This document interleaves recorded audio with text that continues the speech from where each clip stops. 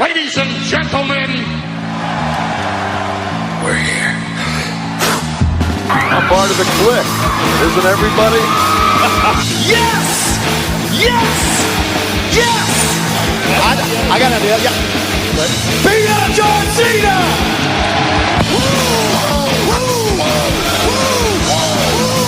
Give me a hell yeah! Oh, a little bit of the bubbly. Too sweet! Here goes the mother! This is where the power lies! I am the man. We need if you can survive! It's showtime, folks! The following episode is scheduled for one fall, and it is for your listening pleasure. This is In The Kliq. What's up, everybody? Baby Huey here, and joining me once again, long overdue, from the Fight Game Podcast, my good brother, John LaRocca. How's it going, man? It's going good. Good to be on, and we should tell the people the backstory, why I haven't been on for a while. I know you've been busy with the bone and getting all that stuff, but the real reason was I signed a limited contract with the In The Kliq podcast, and I was holding out for more money. That's the reason why I haven't been on. And then I see you interview Drew McIntyre, and I was like, oh, poop, man, I got to come back. I got to lower my demand. And so now I'm back for the hot dog and a handshake, and so happy New Year, everyone! I'm happy to be back with you, baby Huey, and excited to talk some professional wrestling. Absolutely. Like I said, I miss you, man. I know it's a lot going on.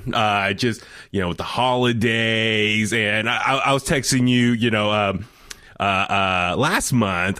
Pretty much for me, like Thanksgiving to Christmas is like usually like the busiest time for me all throughout the year from a behind the scenes standpoint over the radio station. So much going on.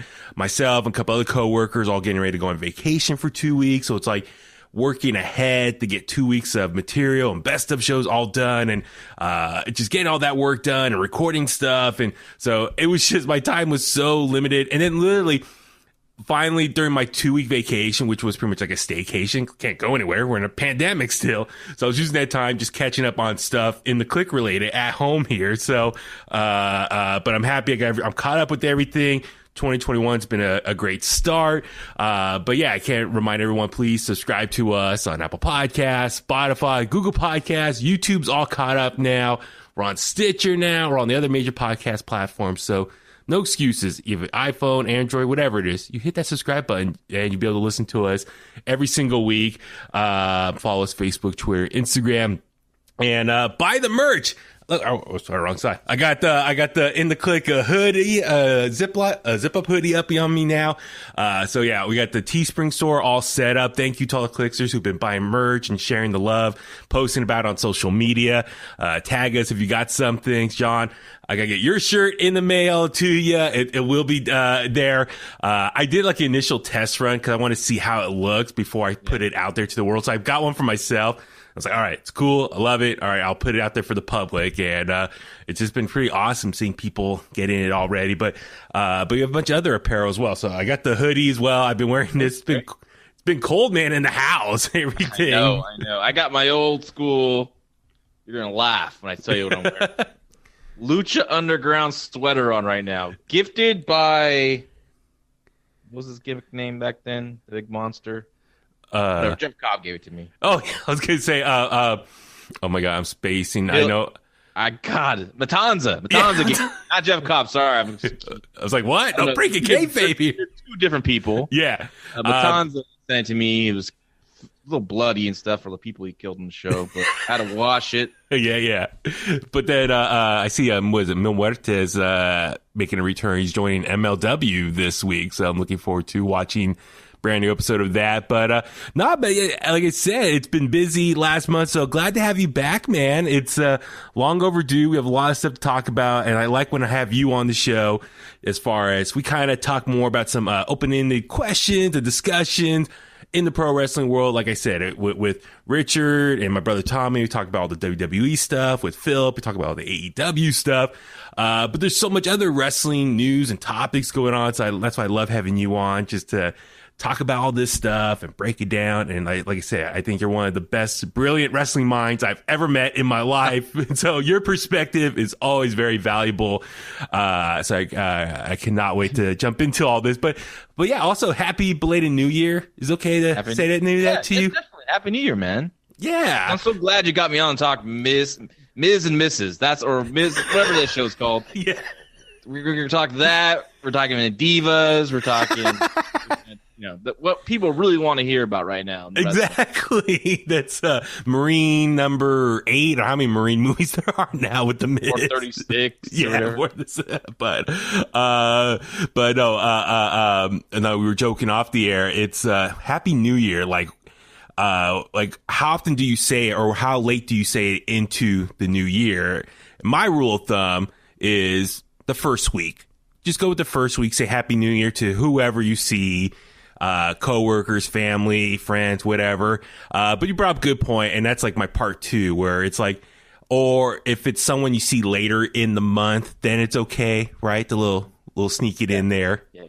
Someone you're close to that's not gonna give you crap, I think. Yeah, exactly. Or they won't give you crap when you do say it, because I have a lot of my friends like, hey man, it's already end of the month. What the hell are you saying? I know. Oh, dude, I was like, oh my God, this coming Monday's already Martin Luther King Jr. Day. So I'm like, and you're right. I know it's just already blown by fast. 2021, which we hope that this year does move a little bit quicker than normal, because we're hoping to get back out there and we can hang out, you and I. I know.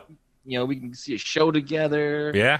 I'm looking forward to all that socializing again, man. It's like my wife's like, oh, I got to do something this weekend. Is that okay? Are you going to be, I'm like, babe, my plans are home. Like, that's it. Like, I don't know. Yeah.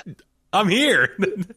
Like, I mean, I'm hoping to watch something on TV. Like, when the kids would have been. That's pretty much my life right now. Well, that's the thing. It's like when I was going on vacation, I was telling my coworkers, like, all right, I'll see you guys in the new year. I'll see you in a couple weeks. And they're like, oh, what are you going to do? I'm like, nothing, to staycation. I can't go anywhere, but I'm going to catch up on Cobra Kai, Mandalorian, all the other shows. So yeah, Mandalorian, amazing. Just to finally watch that and catch up on that stuff. So no, it's good. Caught up on some other wrestling stuff. But like I said, this first week and a half in pro wrestling, incredible shows already. A lot of fun stuff to talk about. I'm going to try to maybe get a video form of it out. Maybe, I don't know. But I am wearing my New Japan Pro Wrestling shirt for a very good reason. So first things first, let's talk about Wrestle Kingdom 15. It's in the books now. I know it happened last week. I don't know about you, John. I was a little bummed because, like, for the last couple months in 2020, I was like, all right, I'm going to be on vacation. I can stay up and watch Wrestle Kingdom. My dumbass, I didn't look at the calendar closely. I didn't realize, one, that Wrestle Kingdom's always on. Was it January 4th? And now they had the second night, January 5th.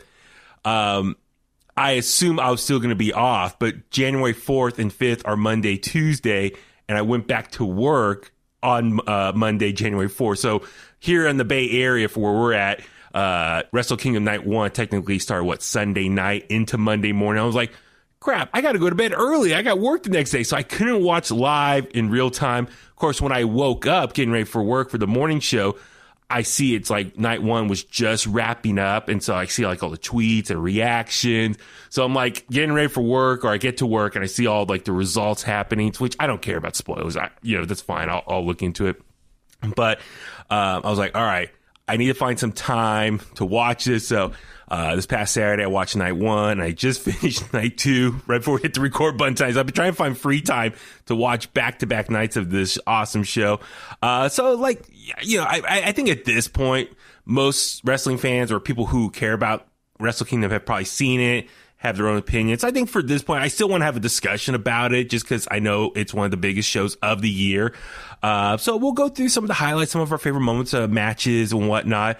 So we'll start big. And so, yeah, John, just curious, just your overall reaction to night 1 and night 2 of Wrestle Kingdom 15. I thought they did a good job because all things considered through the pandemic. Yeah. And, they pulled it off. 2 nights of wrestling. I preferred night 2 because they had 2 really sensational matches that I really liked. One being Jeff Cobb and Shingo Takagi. Yeah. And, the main event with Jay White and Kota Ibushi, I thought was a really good throwback, slow-paced, main event built to just a great finale. Night 1 was fun too, but I prefer that night 2 just a tad bit more. But yeah, it was cool. It's just cool to. It's cool, but also a bummer because last few years I've been we've been staying up all night watching, and we had a group of us. Nice. Gary Gonzalez, who I do the Fight Game podcast with, our buddy, the Heartbreak Kid, David Rubio, our buddy, and buddy Jeremy. We'd get together, and Meltzer too. Sometimes at Meltzer's house, we'd all get together, watch this, and we'd be cool. We're not even tired. We're just that's weird. But but this year I'm hell no, I cannot stay up that late. So what I did, as I was working, I guess shit. I hope no one from my boss ain't listening to this, but as I work from home, yeah, do a little something, watch a match, do a little something, watch it. I actually avoided spoilers. I didn't go on social media or nothing, so I'm pretty good at that somehow. I don't know how I do it, but I'm able to just stay away from my phone, and I finished the shows, and it was cool. Maybe that's what made it so much fun. I didn't know what was going to happen. Man, I'm jealous of you. I'm the complete opposite. I will look online and see what happened. I'm because for me, with work, I always got to be on social media pretty much anyway for breaking news on the morning show and whatnot. And so for me, on my personal account, I follow all wrestling related news sites, personalities, all that. So it's as soon as I log on, it's all with the algorithm, it's all those results are up at the top and I see everything. Yeah. Of course, I log in, I see, Ibushi with both titles. I'm oh, he won. Okay, finally he wins the titles. Good for him. But it's and then of course I just read more the comments and see people's reaction. I'm okay, people were giving thumbs up for him. Okay, cool. I cannot wait to sit down and actually see the whole story, how this played out. For me, I was actually kind of leaning towards a little bit towards night 1. I don't know why. I just, I really enjoy Naito and Ibushi's match together. Just, Naito, he's so much fun to watch. And, even Okada, what can you say about Okada? He's arguably one of the greats, and him and Will Ospreay, I just put on a banger. Just Tanahashi, go Ace, all that stuff. So, there's a lot of stuff. Even the tag match with Guerrillas of Destiny. So there was so much fun. And I guess it's a lot more people I'm recognize or familiar with their work as far as that's kind of a New Year's resolution I have is I want to watch more New Japan Pro Wrestling this year. Unfortunately, with our, you and I both, our busy schedules, I can't watch every single wrestling show that I want to. I'm behind on NXT UK. I'm behind on MLW. I will admit, NWA Power on hiatus has been a blessing because I've been able to catch up on other stuff. So it's, So with New Japan, I definitely want to get into the habit. I've been paying for New Japan World this whole time. It's almost been like a gym membership where I pay for it, but I've been using it as much as I should be. So I definitely want to, start watching Strong on the regular. I saw the big announcement during the show that a US TV deal is in the works, a new one for them. So fingers crossed we'll get a official word soon. I'm really happy for them. That way we have something here in America that we can watch on a regular basis as well. So I'm really excited for all that stuff. But it was a lot of fun. I'm with you. The last couple of years, I was staying up late and just all the adrenaline, and it was great. And you see all these other people tuning in live all around the world and reacting. So it's this wrestling community live up in the middle of the night, giving their reaction. So I always get super excited. But for like you said, I couldn't watch it live this year, so I was a little bummed. But yeah, let's go ahead and just jump a little more into night 1 specifically. I thought the opening, I guess what you call it, the New Japan Rambo, it's their version of a Royal Rumble, which is which is a little bit different as far as, the final 4 were going to wrestle the following night for the King of Pro, gimmick title, whatever. King of Pro Wrestling 2021. Yeah. So like their version of the 24/7 title in a way. In a way, yeah. But it was cool. I mean, Yano always makes me laugh, and he was in the final four without actually entering the match. So that was kind of cool. Like he's like still walking to the ring. It's like he's the final four already. So I really did enjoy the opening match with Takahashi versus El Phantasmo. El Phantasmo like kind of using a lot of like former Bullet Club members gimmicks in the match. I don't know. How about you? What do you think of that like little opener that they had together? For me, I was disappointed in both junior title matches on night 1 and night 2. Just seemed like a lot of expedition of moves, and I don't know. I didn't feel like I like the match. I feel like a wrestling match, and it just didn't feel like a wrestling match to me. I mean, they did crazy stuff. I mean, they're both nuts and great athletes, but like I think like ELP or a Phantasmo, like I think he plays a heel, but I don't feel like he is a heel. Like some people think he has a great heel, but I just see like you're playing a heel. Like I don't believe that you are a heel. Like Rick Rude, I believe he was a heel, right? So that's what I kind of feel from us. So I wasn't really into it. Now for on the Fight Game podcast that I do, we also we have a Japanese show called High Tension that I'm on. Nice. We just reviewed like Tokyo Dome 96 to gear up for this. And so I just watched like Liger and Koji Kanemoto, and like it was a great freaking match. So I just watched that, so maybe that kind of affected my like viewing of these two junior title matches. But other than that, I mean, I was a little disappointed, especially in night 2.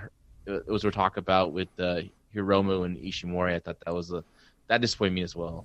Yeah, I will admit. So when I was watching night 2 earlier tonight, I was kind of tuning out a bit. Like I was doing other stuff, and I feel like a match, if it keeps me engaged the whole time watching, then that's great. But if I find myself kind of dozing off, or not dozing off like sleeping, but like thinking about other things, daydreaming, or thinking about something else, or checking on my phone, then I'm like, okay, what's going on in this match that's making me lose my attention? And so I could definitely see what you're saying as far as with the match tonight for the junior heavyweight championship.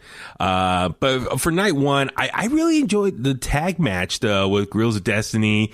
I love how they use their dad's Ming or Haku, whatever you want to call him, his old move in WCW, when he flips him over his head and his brother grabs him and then power bombs him. I thought that was awesome. Yeah, it's going old school there. So that was fun. And then even Zack Sabre Jr., man, like I have like I don't know how to say it. Not say love, hate, but like sometimes his matches, like it gets like super technical and like super like submission holds, and I'm like, they're just laying there on the ground sometimes, and like I kind of want a little more upbeat action. This match, he was laying into them and really going toe to toe with back and forth a lot of the strikes.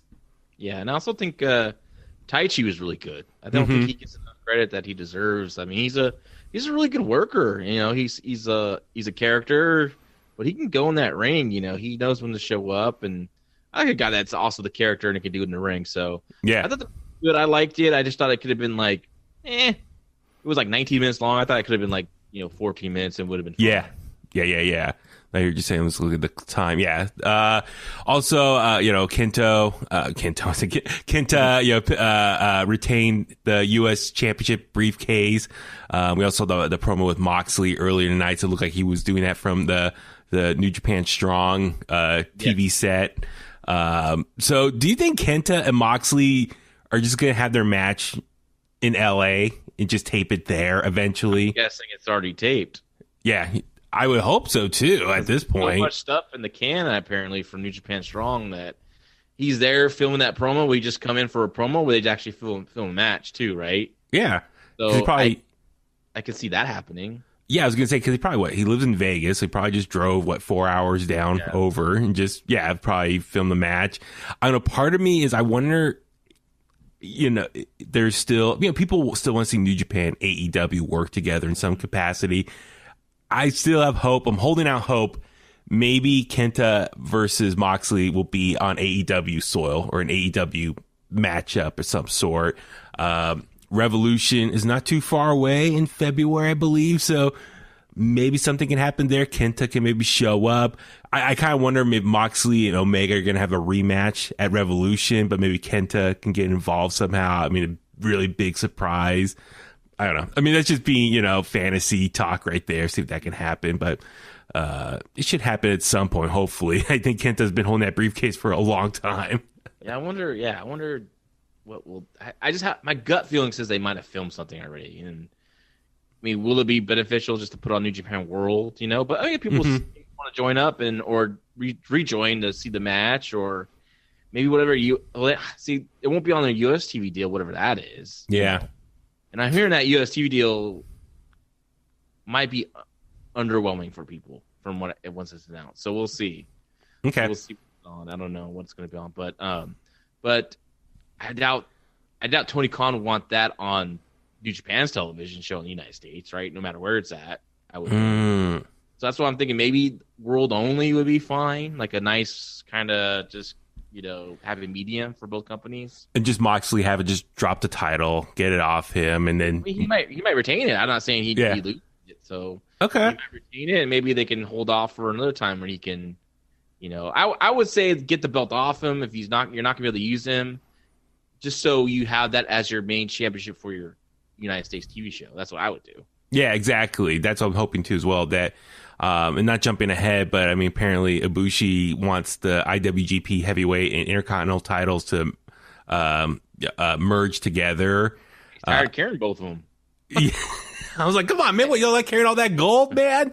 But if it's true, if they're going to merge. Suitcase heavy. Carrying his his bag or his on air for air flight or his carry on bag. Kind of say split them up because at one point, I mean the Intercontinental title at New Japan was equal drawing to the heavyweight championship, especially when Tanahashi had it, right? And Nakamura it. Like they could definitely throw that on its own show. Like they made that title important, right? And I would like to see them kind of break that off, but they have so many titles there now. I mean, we got this, King of Comedy's title with Yano, and I don't know what it's called, but King of Pro Wrestling.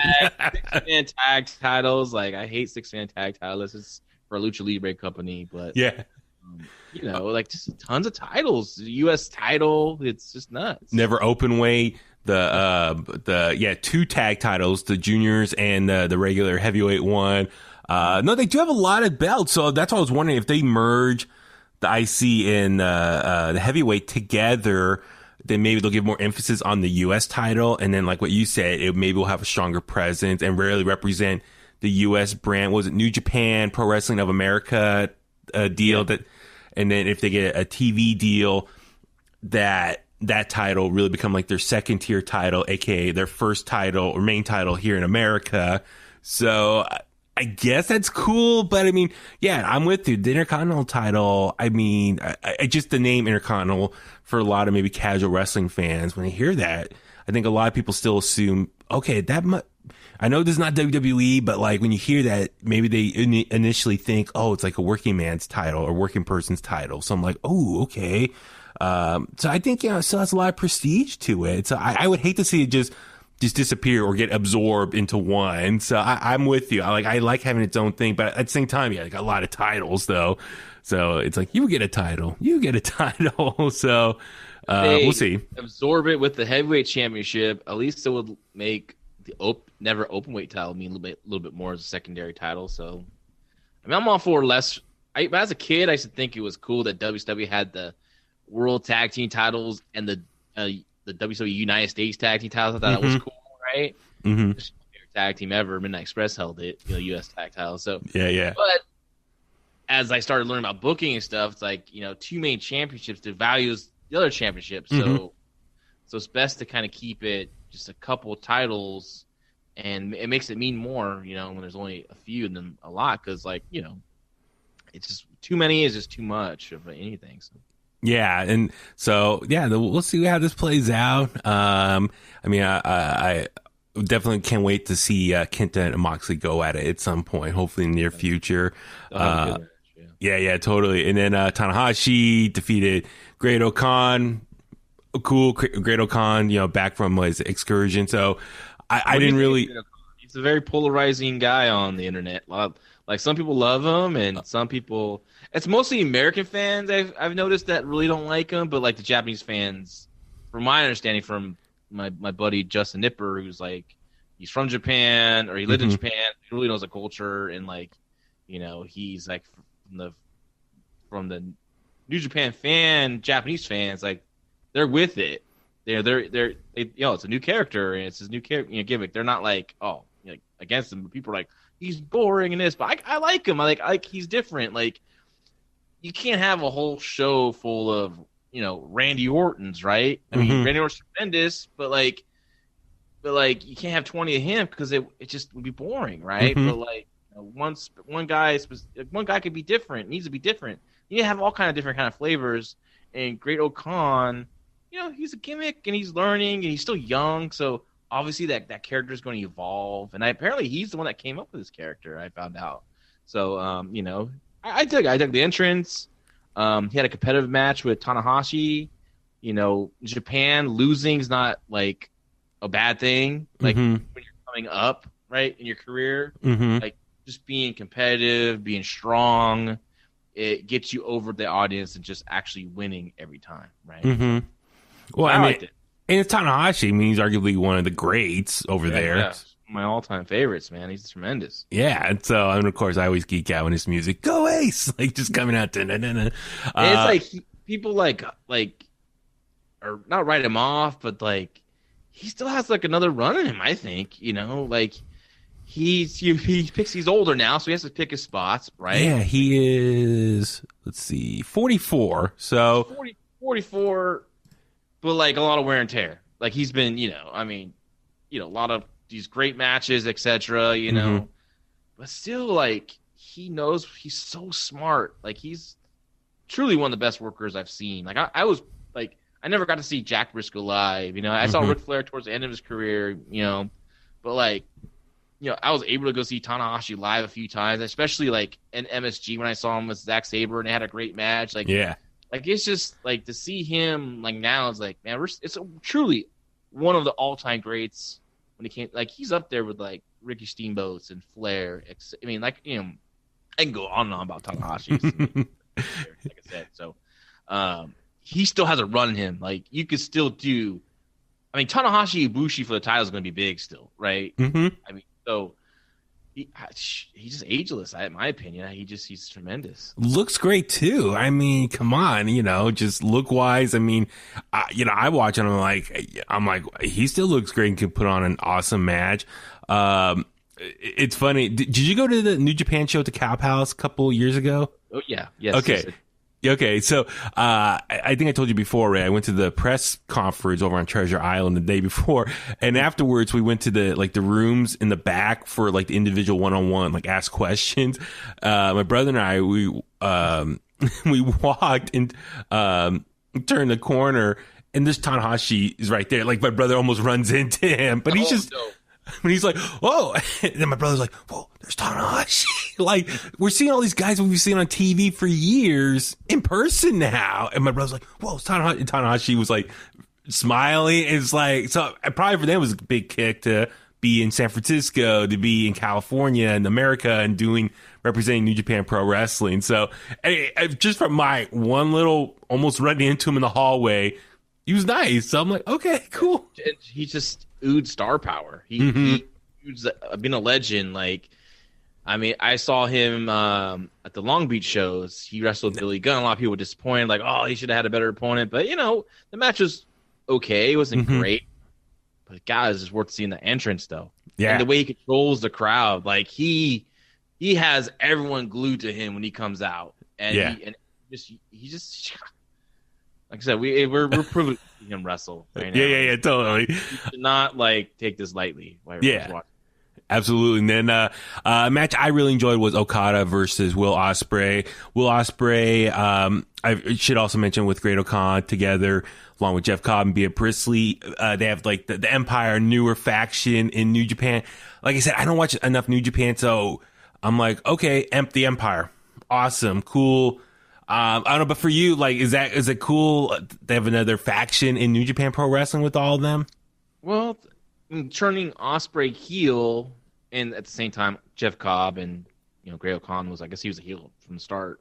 There's a way to change things up on their show too. Mm-hmm. Now, just like you, like I've been so busy, kids, like. It's hard to keep up with all these shows, so I missed the heel turn. I remember reading about it, and I think, that's cool. It's different, And so this match here, I was really looking forward to not just them having a great match, but I want to see how Ospreay worked as a heel. I want to see, are you going to show me something different? Mm-hmm. And to me, I just saw the same old Ospreay, And a lot of people are like, well, he tried to suplex him through a table and he tried to pile drive him, but being a heel is not still doing the same moves, just saying F you to the crowd. Like it's presence, it's timing, it's a lot more than just that. Right. Yeah. And he's not there yet. He's young, so like, hopefully he'll grow into it or hope someone give him guidance to it. Even like little things that he has his girlfriend Bea Priestley there, like get her involved. Let her yank a leg out from Okada, or jump in front of him when Okada is gonna do something to him. She distracts. Dude, if I was him, watch a lot of Macho Man and Sherry Martel stuff. Absolutely. Anything with Sherry Martel, DiBiase, Sherry Martel, like use her if she's gonna be out there. And get the heat, because people know that you're so talented in your little pinky finger. You can do 6 flips in 2 seconds. Mm-hmm. I can almost trip when I just go get my kid water, right? Like, he could do this so much. He could just do so much. But if he pulls back a little bit and cheats to do stuff to get an advantage, people will start hating him because like they know you can wrestle honorably. Mm-hmm. You don't need to do this, and now you're just taking shortcuts. And yeah, a lot of people love that match. I mean, the finish was really good. I had Ibushi and Naito ahead of it personally for me, but a lot of people for night one had Okada, Ospreay. But for me, the main event was the best match of night one for sure. Well, also with Bea Priestley is, she's a good worker herself, so she could take a bump or get involved in a match and do something that from a wrestling standpoint that will stand out compared to maybe someone else just standing out there. So she can like really get involved in a match and maybe take an angle to the next level with her, athleticism herself. And that's what's always kind of surprising for me when I was watching. She was just standing there and just more or less giving cues like, oh, here he comes, Will, or watch out. And it's like, you can hear pretty loud. I mean, that's something I noticed with the crowd there. It was like, what, 20,000 only, if I remember correctly. Well, they can't scream and yell. They can only clap. So exactly. Stuff you're hearing the commentators at ringside, Yeah.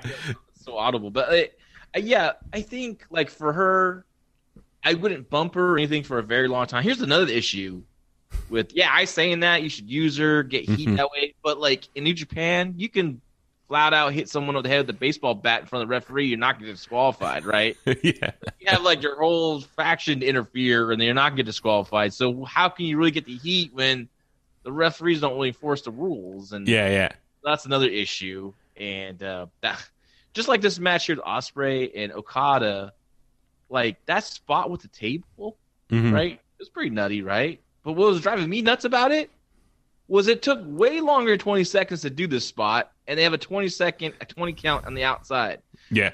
And the Red Shoes is not out there. He's in the middle of the ring. He hasn't even started his count yet the whole time.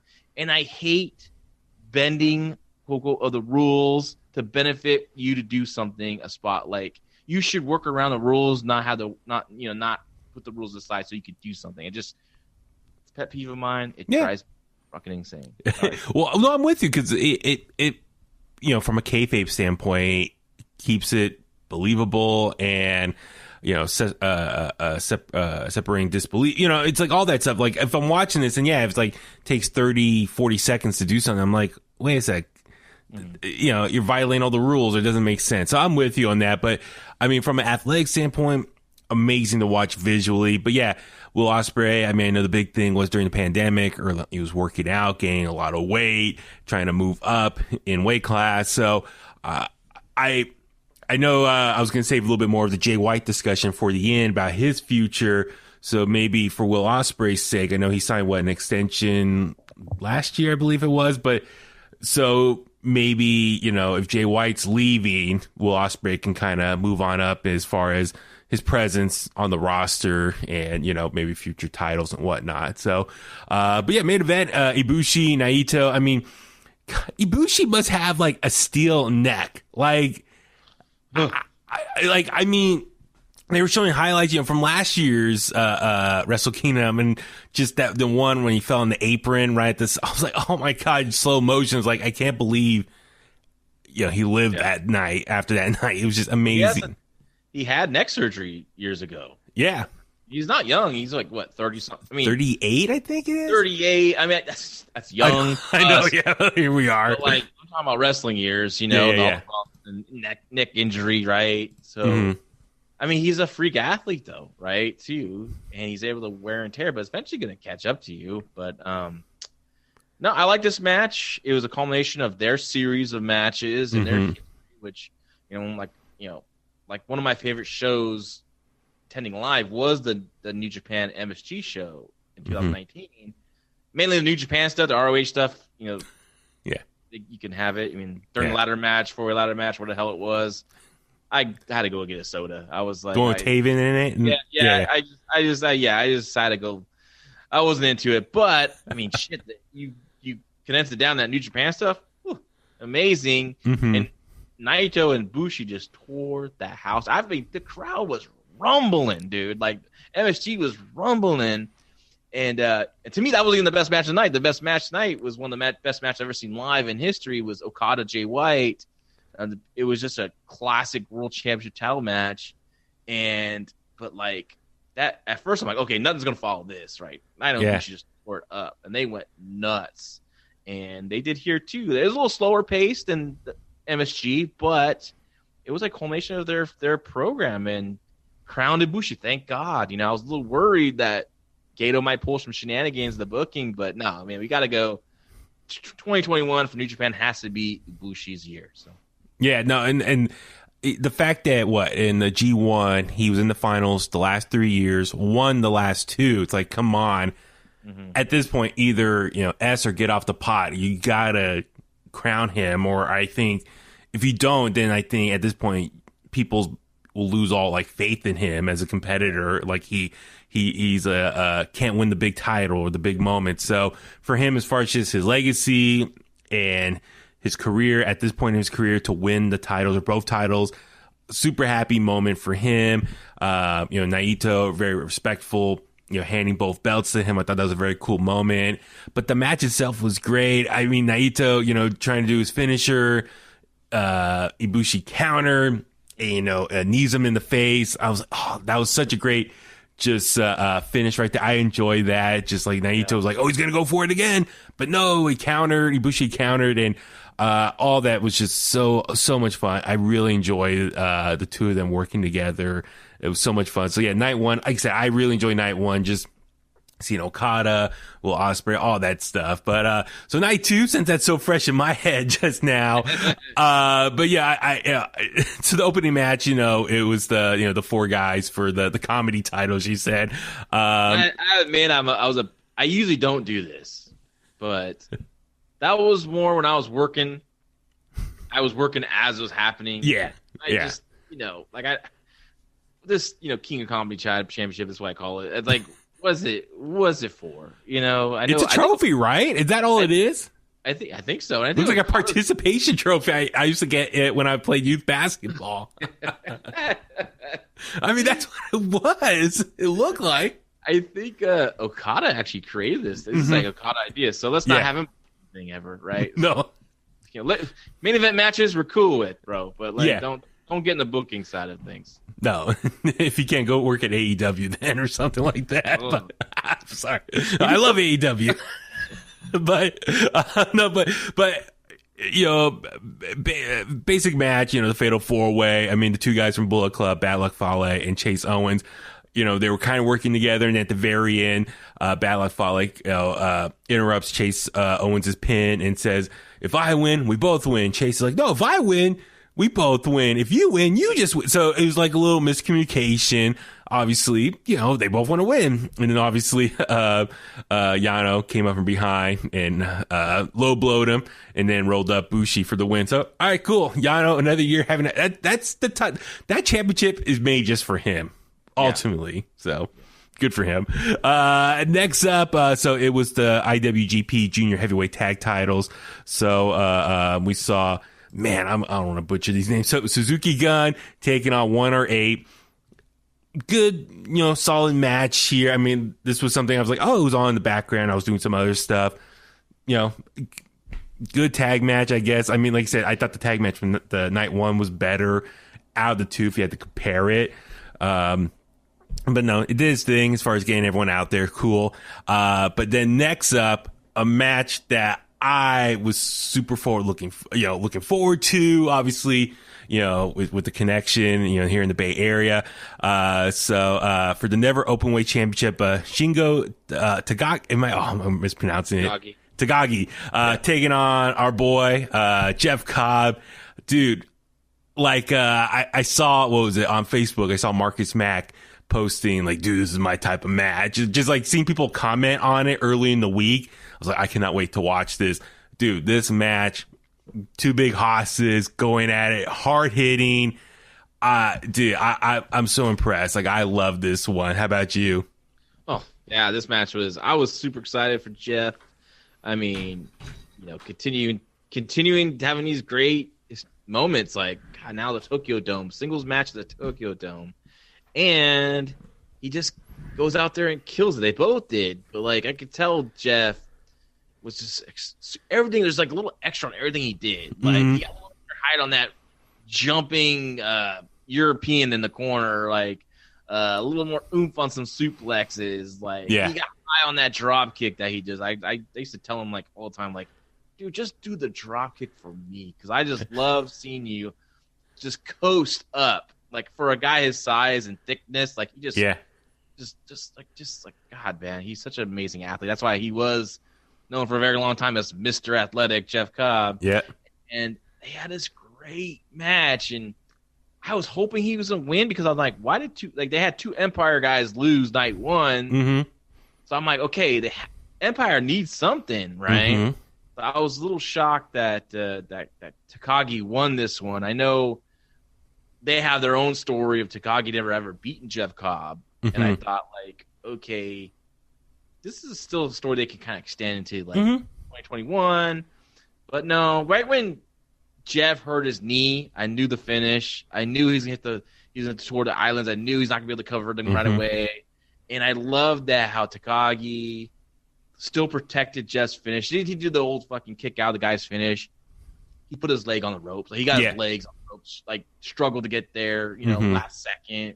So that was really good. And I was just so happy. I was, like, into this match big time. And, it's like a family member, doing something great. So just overwhelmed. And I don't know. It was, like, to me, it was so awesome to see. I'm so happy for Jeff, man. He's such a great guy. And he's works really freaking hard. So I'm stoked. And I know not only the world took notice, but I know the people in the office in New Japan took notice. So I'm expecting bigger and better things 2021 for Jeff Cobb. In New Absolutely. Japan. I just even love how I think it was Jeff. He picked up Shingo, and, like, he was on his belly and then picked him up and still suplexed him, like the double gut wrench. Yeah. Oh my God, dude. I was like, whoa, because, like, normally the guys maybe standing, you easily just throw him over yourself, but he was, like, laying his belly on the mat and, pick him up initially and then still throw him over. I was like, whoa, dude, that alone. But I love the little detail there of, his knee was hurt, and he did, toward the islands. And after he landed, he was, like, just in pain, grabbed his knee, and then Shingo was able to roll closer to the ropes. And then, as you said, go for the pin, boom, put the foot up on the rope. So just that little detail, it was like he hit it, but it's just the cost of, the injury he got in the match. So love all that aspect of it. So no, for Jeff Cobb, even in defeat, still look like a badass. Even afterwards, they're trying to take him out of the ring. He's still trying to get back in there. and still wanted more. So I love all that stuff. So that was great. So the next night on, was it New Year's Dash? Yeah. They're big, so the Empire won like a 6-man tag. So, maybe like change of momentum. they just want, now it's time for new stories. Obviously New Year's Dash that's what it's all about. New stories, new direction. So we'll see what they're going to do with the Empire. I think there's, Jeff Cobb could team with Ospreay or Grado Khan. They did in the tag tournament. Yeah. Grado Khan. So, and of course, I assume that Jeff will be in G1 this year because he's been 2 years in a row now. So, and the Japan Cup's coming up. So yeah, a lot of big things, man. Looking forward to that. Sonata taking on Evil here. Sonata picks up the win. Evil, who was a 2-belt champion earlier this year when he took it off Naito. Solid match. I mean, I was not into this one, man. Like, because I've watched like here and there in 2020, just here and there for New Japan. Like, I make sure I watch all the big stuff. Yeah. I found out Evil in the title. I watched that. And I watched most of the G1, all the important matches, and so here it is, like two former partners, former tag team champions together. I'm expecting some like grudge match, some like intensity. But they just had a match. Yeah, it kind of went through the motions. It just, there's no intensity there. I felt like they didn't hate each other, which I feel like they should. They should have portrayed that, like, and just stupid shit. Like, to me, stupid shit. Like, Evil does this superplex off the top rope and just goes for a sharpshooter after that. Like, what? Do you want to pin the mother? Like go for a cover. 1, 2, kicks out, then you lock on a freaking sharpshooter. Like, to me, that just drives me insane. Like, show me that you're gonna want to win this match. Don't show me this is just an exhibition that you guys are all planned out. Yeah, totally. So it is what it is. We'll see how that goes for Sonata. Moving forward for Sonata, if he's gonna move. I mean, I think a lot of people still see big things from him. So if he moves up on or not, I don't know. Like, curious if he gets more to the main event scene at some point. Takahashi taking on Ishimori. This was going on, and I was kind of like tuning out a little bit. It was okay. As you said, it was kind of a little underwhelming a little bit. But it was like, I don't know. It was just, I'm trying to remember what else about it. It was just as far as, a lot of moves, and no covering for, like, they hit these big moves, and when they're fresh and they don't cover, like, and it's stupid. They just do stupid things. Like, Hiromu goes to the ramp and he runs the ramp and he does this shotgun drop kick, I guess you want to call it, and Ishimori just like turns into like a backbreaker or something like that, or just moves to the side and he falls. And I'm thinking, like, well, yeah, you're running 20 yards away and the guy's standing there. Like, I would do something too. I'd be pissed. The guy just sit there and took a move. But, like, once you it just was dumb. I don't know. Maybe the timing was off. Yeah. And then, like, later on, like, Ishimori, I know his submission is a double wrist lock. But, like, he did that spot where he did a springboard 450 onto Hiromu's arm. Like, Hiromu's on the mat. He's trying to get his back to his feet. And Ishimori does the springboard 450 and goes right on his arm. I'm thinking, like, I know you work on the arm, but dude, wouldn't you want to use your whole body weight on that 450 to land on the guy's body? You could have done something simpler on that arm to cause damage to lead into your finish. I know it's not as flashy, but shit, like again, make me believe this is a match that you're trying to win. And so I was at this point, like that Jushin Liger Koji Kanemoto match from Tokyo Dome 1996. They do a lot of moves, but it's the story of Koji Kanemoto's like trying to get this big win over Liger, the man who, when he was Tiger Mask 3, Liger beat him and unmasked him. And so Koji Kanemoto now is this young punk champion, but he has to unload everything on Liger to get a win. But Liger overcomes, and like they were big moves, but it all meant something. It wasn't just thrown away and wasted. Yeah, yeah. And I hear what you're saying. It's so this one, like I said, it was a lot going on. Takahashi wins. He's now the IWGP Junior Heavyweight Champion.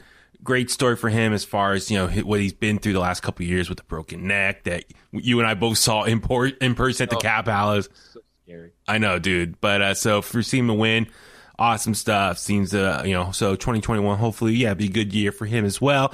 Main event time, Ibushi, Jay White, God, just 48 minutes of, I'm with the storytelling, the slow burn, but Jay White really his heel work in this. I mean, I love when they're outside by the apron and the gate there, and Jay White's just throwing him Ibushi and saying like F you, F you, F you. I was like, oh damn, like he just really, from like, as you said, grudge, like he's taking it out on Ibushi. He's like pissed and laying into him. So his heel work in this match was so good.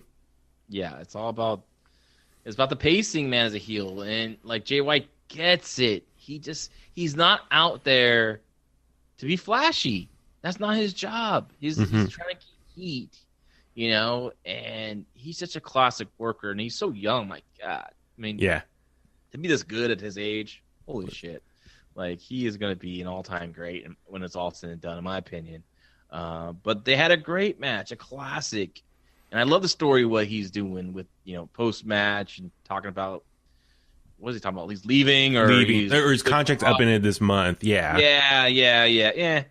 He'll be there. I mean, God, New Japan born. I mean, I think he's a company guy. Yeah, I'm surprised a lot of people, like, when I was, like, on social media, and people are picking this up, and I'm like, did I know this is an angle? A work? Yeah, I mean, that's the thing. Like, right off the bat, I'm just saying, okay, this is a good way to take him off take him off a few shows and bring him back and have him be fresh with something new, or some kind of new direction for him with the Bullet Club. Maybe the Bullet Club splits into two, or whatever. There could be some struggle between him and the Evil, right?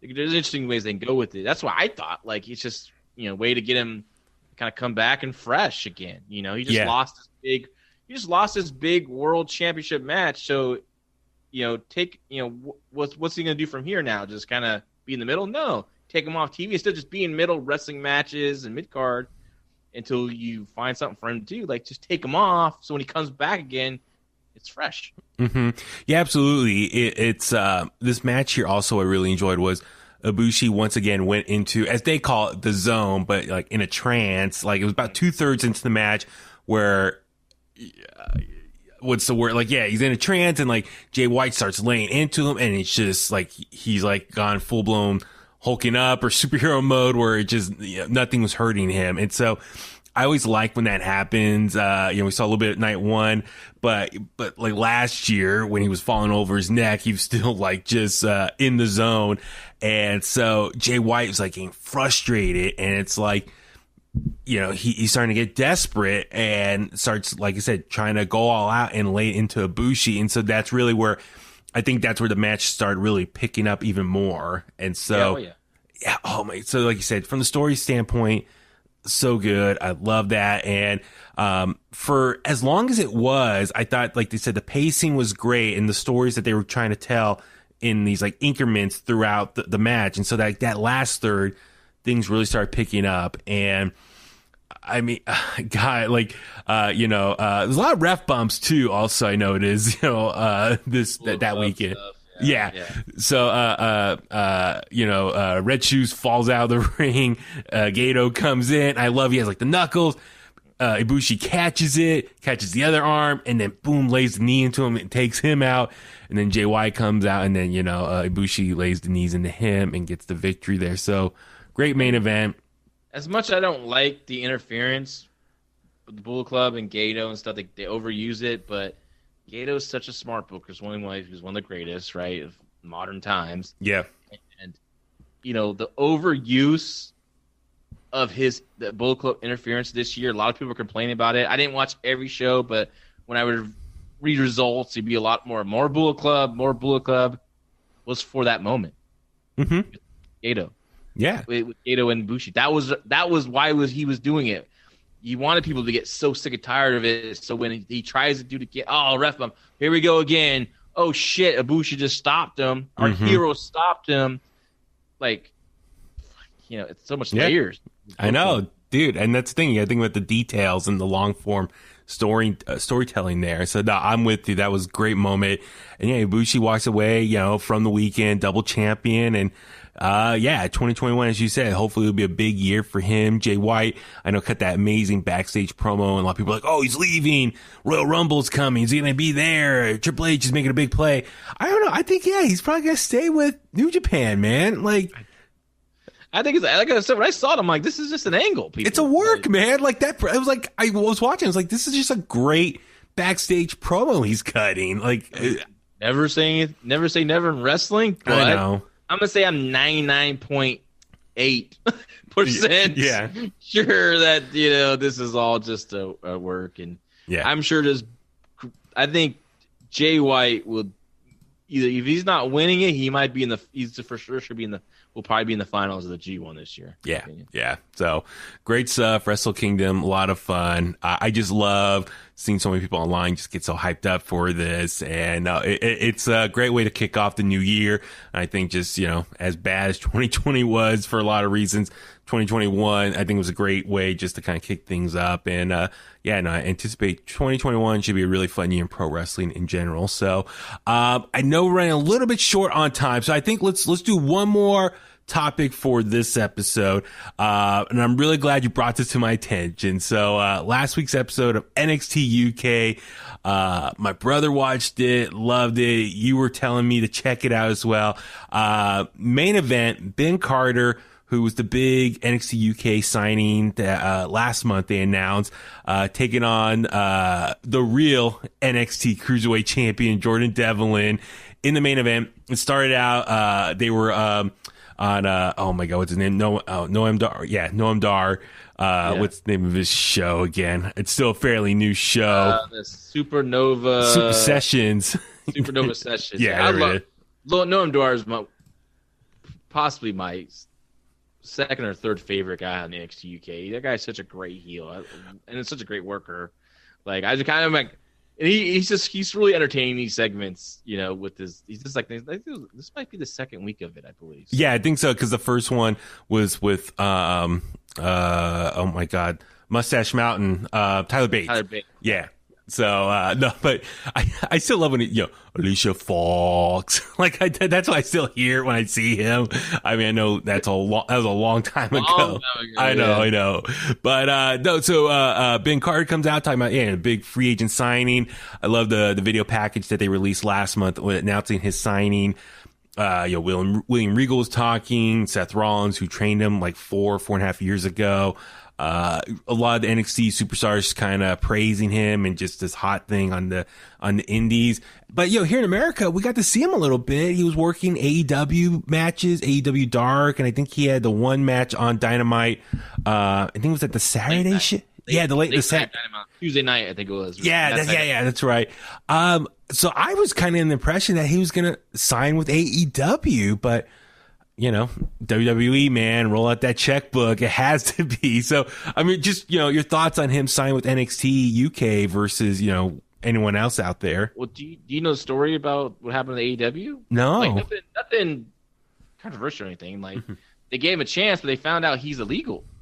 He was illegal in the United States, right? What? Which I didn't know. I've seen matches of him on the indies. I remember actually on our Facebook group, the Fight Game, media face group, I like back in March, I was like, hey, check out these two young kids. It's him and this guy Big Beef. They had a really good match. I'm like, check out these guys, they're sensational. And then I started going, when I started hearing like Ben Carter's, like one of my buddies like, hey, Ben Carter's gonna be on AEW, and I'm like, Benjamin Carter. And then he had like stuff on Dark, looked impressive. Then he had that match with Matt Sydal on that late night Dynamite. But AEW found out he wasn't legal, so they couldn't technically pay him. So he worked those shows for free. He didn't care because he just wanted to get exposure and hopefully get something out of this. Yeah. If Tony Khan had money, he could probably figure something out to get this kid, some working papers and all Yeah, kinds of stuff. right? Whatever he needed to do, he has some connections. Yeah. So, he was a free agent, and Debbie called him and said, hey, a lot of fans I saw online and, even on our Facebook group on For Fight Game, they're like, why is he on NXT, on USA here? Why are they sending NXT UK? Because, like I said, he was working here illegally in the country. So to me, it's a positive going to NXT UK. I know there's not that much eyeballs on it other than the hardcores, But he's 22 years old. He gets to work there, fine-tune his skills. He's getting great training in a great facility. He can work on his character, his personality. So when things open up again, and hopefully, fingers crossed, 2021, late 2021, we can start bringing some more talent from NXT UK over, and he'll be sharper and more seasoned, a little bit more seasoned, and be ready for that spotlight, I guess I want to say. Yeah. But he's such I'm not high flying. To me is like we see it like in 4 matches a show, so I'm kind of like just numb to it. Yeah, exactly. What makes him so different? It's not about the flash; it's about the attack with his flying. Like he throws his body at him, like he's using his flying to win this match, not to just get that was awesome or whatever like they chant, right? Like he's just he reminds me a little bit like an updated Dynamite Kid, but like a little more flying. Dynamite did a lot of flying, but a little more spectacular. I guess that was Carter though. But his match with Jordan Devlin, who was a tremendous heel, tremendous worker, great chemistry together. Like they had a really good match. Like NXT UK, a lot of people out there listening might skip it and maybe tune in if they hear about a Walter versus Ilya Dragunov match. But consistently, it's a quality show. Yes. Like 1 hour. Like it goes by so fast, and the work's really good. What did you think of the match itself? Dude, I loved it. So, I mean, I'm with you just as far as praising NXT UK. So, I didn't get to watch it regularly before the pandemic. I just watched like the big takeover shows. But I had a coworker who was watching it all the time, and he praised it, how great it is. And I was blown away at the NXT the NXT UK takeovers, those shows. I loved them. I was like, if I had more time, I would watch it. But then with the pandemic, and then they finally were announcing their return, I was like, you know what? This is a good time to jump in because it's more or less going to be fresh stories, fresh start, the Heritage Cup tournament, all that. I was like, this is perfect. They're going to start from scratch. So I've been watching ever since. I'm behind a couple episodes, but I mean, I've been loving everything since. Fresh new faces, the hard hitting style, just like I said, the athleticism, even just, it's different. It's fresh to look at as far as fresh set of eyes for me versus seeing, Raw, SmackDown, even NXT. We've seen a lot of NXT, they've been around for a minute now. So, even AEW. So it's just something different. Walter, I mean, I love Imperium, what they've been doing. A-Kid I'm so happy he won, the Heritage Cup, Mustache Mountain, Noam Dar. I mean, even the women's matches too have been I've been enjoying them too. So it's like a little hidden secret on the WWE network. I mean, they're still like, it's under in-ring. It's not even like their own little bracket yet or drop down menu on the WWE network. You still gotta go and find it. So it's kind of like this like hidden underground thing that they make themselves. Like, should it be with the NXT bracket?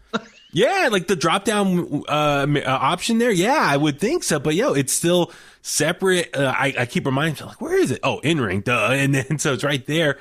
But this matchup here, Ben Carter, like I said, I saw him on AEW. I was like, this is awesome. I love his work. I mean, he's a little bit smaller guy, but as you said, like elements of Dynamite Kid going out there, high flying, but using his body as a weapon. And it's like, oh crap, here he comes at you. And, but I was going to ask you about the illegal work. So did he not have a visa or a green card or? Yeah, I guess he never had a visa. I think he came out here just to take a chance. Oh my God. I gather from one of his interviews he did. And he, and he trained up with Seth Rollins. I don't know how he, just trained, and he must have got some kind of work done under the table and get right. pay for school and all that kind of stuff. And I mean, a young kid, like he's 22, he's been here. I think he was in the country for longer than that. Yeah. So like, But for me, like, I'm glad he's going back to NXT UK. One, can go back home, work legally as far as because he's from there. Check, you know, like. Yeah. But then, be with his family and stuff, closer to them. But for me, it adds a little more depth to that roster. I know he's fresh, but yeah, he can really work out, his character work, the kinks, and really just fine craft who he is. And then, so it's a nice stepping stone. Versus like being pushed to maybe on NXT Prime, do stuff on NXT UK, build a following. Like, in radio, you go work in a small market, just pay your dues, kind of, figure out who you are as a personality, and then move up to medium-sized market, then the large market, big market. So I'm all for like stepping stones. So I think for him, if he could dominate there, I think it just adds another fun personality for that brand. As great as their roster is, there's not, I think, a whole lot of like star power yet, especially here in America, that we're like, oh, that person. Walter obviously stands out, Mustache Mountain. So if Ben Carter, even if he had the AEW effect as far as gaining exposure in America, and then maybe can bring over that following to NXT UK, I think that helps the show overall. But yeah, the main event itself, Jordan Devlin. As far as the heel work, like I got more enjoyment in this 15-minute match than some of like, these like over the top 30-minute matches. Like it was such a compact, action-packed match here. I really enjoyed it. Jordan Devlin, like I said, just the heel work. Like, they're outside the ring and he was gonna, look like he's gonna throw him back in the ring, but Sid just throws him into the steel steps right there. Just that little detail. And he's like, ha ha, laughing. But then Ben Carter, when he flipped on the outside over Jordan Devlin and then clothesline him in the chest and they fell down on the outside. I was like, God, that's so good. Just that like little detail, like something you don't see on the regular and maybe some of the other matches. But yeah, I loved it. Yeah, the only thing I would have done differently was just this whole setup of the match. To me, it's like, because originally this was a surprise. It's a surprise main event for all the people. We're gonna watch it. Yeah, it kind of gets set up in the second segment of the show. Mm-hmm. And like originally, like advertised was Piper Niven and Ginny was like, the main event. And it was not a cold main event. They had history. They were building to it, and it was a grudge. To me, like, I would have thrown this match right here, right now, and rushed it like impromptu kind of thing. Oh, okay. I would have kind of strung it along to where you kind of want to see them finally hook up. Like they had that great video of Benjamin Carter, like you talked about, with Regal, Seth Rollins, and all these people talking about him coming in as big prospect, right? And then I would put on TV, have him get a great win, and people just talk about him more. Like you do another video, like his first appearance. Like, what do you guys think of your first thoughts of him seeing him in NXT UK ring? Oh, he's great. He's a future champion. Blah blah blah blah blah. And Jordan Devlin's like, why is all this tension on this little punk? Mm-hmm. I'm the 205 champion or the lightweight champion. What do they call him? Cruiserweight. Yeah. I'm the cruiserweight champion. I'm the real cruiserweight champion. Don't everyone forget. Blah, blah, blah. Like, who is this Ben? Like, the reporter asked him, hey, wait, what do you think about Ben Carter? Like, I'm not talking about Ben Carter. I'm talking about me. Like, we're here for me. I got the title right here. Yeah. Come on. This guy has a little flash in the pan. Don't worry. I'm not, what's he done? And then kind of shiny new toy, whatever. And finally, he's just a few weeks of it. Every time they go talk to Jordan Devlin, they're like, Ben Carter, Ben Carter, Ben Carter. And he's like, enough is enough. Yeah. And he comes out there and confronts this little guy, and he's like, I'm gonna embarrass you, and it's non-title. Like, don't make it like championship match right away. Like, I already had a title match right. Why do a title match now? Like, make it. There's no reason for him to deserve a title. Why just Jordan? I know Jordan's like things like I'm gonna defend against anyone. Yeah, open challenge. Yeah. I said that, but for you, I'm talking about quality guys. I think you're just a flash in the pan, kid. So you got to win over a guy that I beat before many times. Yeah. Like that does not impress me. Yeah. And so finally they have a non-title match where Jordan doesn't beat him. He doesn't lose either. It's a time limit draw is you can use it effectively if you do it here and there. Mm-hmm. You know, at the end of the show, he hung on and he went toe to toe with Jordan Devlin. Didn't beat him, but Jordan Devlin also didn't beat him. Yeah. So now it's eats at him.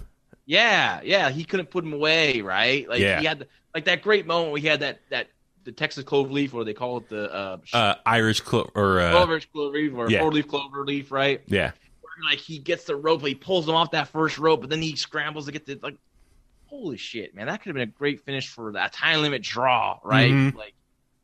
Like he can't get it, and now it's like he's so pissed because he can't put this kid away. And now, there's no question now. Benjamin Carter deserves that title. So yeah.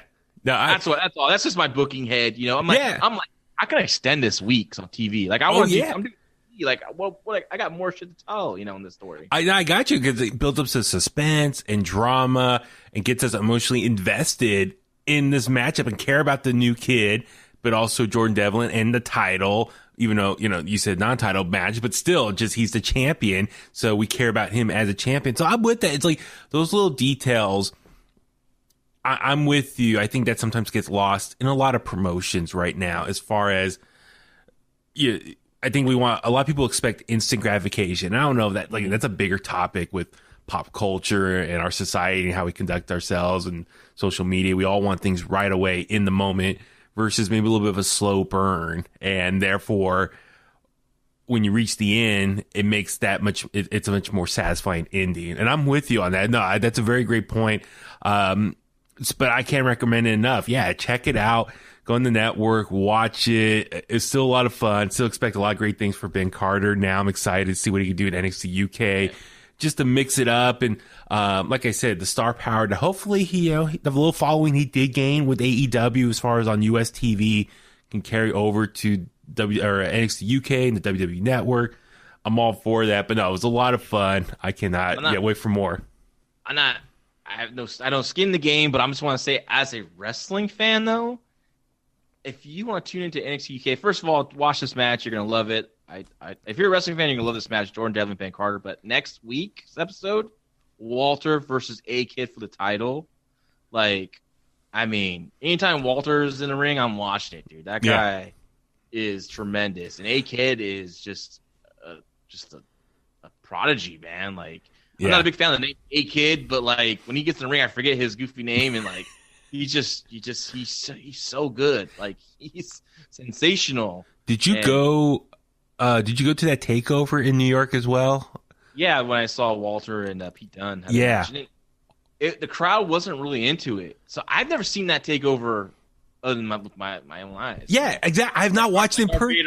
Luke Skywalker, I want to see you with my own eyes. I don't want to see it through a screen, right? Yeah. No, I never watched it back on TV. I just was there watching it, but I never watched it back on the network, especially seeing Super Johnny Gargano take out all of Undisputed Era. I never watched it on TV. I just saw it in person. Yeah, but I thought it was a great match personally. I kind of want to see how it. I did want to see how it translates to on TV, but at the same time, like, I'm one of those people that just loves to, like, okay, my memories are the memories I was there on that time, so it's hard for me to kind of go rewatch something. I still haven't watched WrestleMania 31. Me neither. I have not watched it. I have not. I mean, being there was great. But yeah, like, I don't remember, like, you know, when they re-show, like, you know, Seth Rollins and Randy Orton, you know, the stunner, the RKO out of nowhere. Sure, I hear the call. I'm like, oh, that's what they said, but I wasn't watching. I don't know what the call was. Like, the call on a lot of that stuff. I mean, obviously now, you know, with the biggest heist in history, or the heist of the century. Yeah, but I mean, like, I know that call because they show it all the time. But other than that, I don't know any of the other calls. I mean, I was just there watching it, so it's trippy. But anyway, like I said, with Walter, like I said, Walter match is so much fun. But the reason I was asking about that Walter match, so that night, I went to get pizza in Brooklyn, and I walked into this pizza place, and it was a bunch of wrestling fans there. People dressed up, cosplaying, wrestling shirts everywhere. As soon as I walked in, they're like, "Oh, look, Walter's here now." Walter.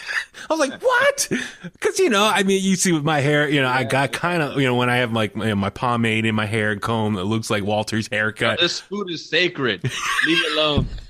But like, you know, yeah, I mean, when I'm standing, I'm 6'4", so everyone thinks like, yeah, I'm Walter. And so I was like, and there's like, Walter. I got a Walter chant in a pizza restaurant or pizza place in Brooklyn, New York. So WrestleMania weekend. So that's all I always remember. So anyway, I feel like Walter and I are separated at birth twins.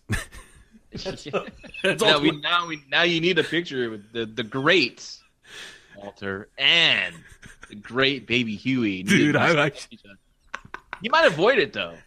You might be like freaking Andre the Giant and Manute Bull. Like, did not want to meet Manute Bull because Manute Bull was actually really taller than Andre the Giant. So he didn't want to take a picture with them. So maybe Walter might be like, oh no, can't be shown up by baby Huey. Too intimidating. I'm not gonna take a picture. Oh man, no, a lot of fun stuff. I know we're running a little bit long here, and as you know, I got an early day tomorrow, so let's go ahead and wrap it up. I mean, we got some other topics we can save for next week. If you have time next week to do this, some of those topics a little more evergreen, and hopefully, actually. Some of the stuff we're going to talk about actually might be better for next week based on things that happened this weekend with Impact Wrestling and whatnot. So we'll save it. So let's start wrapping things up. So yeah, John, where can all the Kliqsters find you online? You can find me at LaRoccaJL on Twitter. You can also follow our Fight Game Media Twitter account, Fight Game Media, and look our Facebook group up on Facebook, Fight Game Media Group, and come on, join us, talk wrestling. It's a really good community. No drama, just people talking wrestling and, you know, getting along and having a good time. It's been pretty awesome. And of course, our Patreon. I should not forget our Patreon. We have some great stuff on there. I mean, stuff with Moxley, Dave Meltzer, book clubs. There's different tiers, you know, from $5 to $25. But we want to see, you know, join, support, help us out, and we appreciate it. I know I got to share the link for that up on In The Kliq social pages. I'll get to that at some point in the coming days. But no, I love that Facebook group. I love that, like you said, the community. I've been, you know, taking advantage of it when I can. You know, Montez Ford and Drew McIntyre interviews, I just put it out there. People are helping with some questions for me. It's like, oh, great. Some of my interview prep was right here. So I love it. I can't thank all those people in there enough for all the help and just the support. I love that, though. That's very cool. But yeah, I'm Baby Huey. Follow me on Facebook at Baby Huey Official, Twitter and Instagram at Baby Huey 83. Like I said, subscribe to In The Kliq on all the major podcast platforms, also YouTube as well, Facebook, Twitter, Instagram as well for that, inthethe.kliq@gmail.com. Get the merch over at Teespring. If there's something we're missing that you want, let me know as well. But I appreciate everyone the Kliqsters who've been buying stuff already.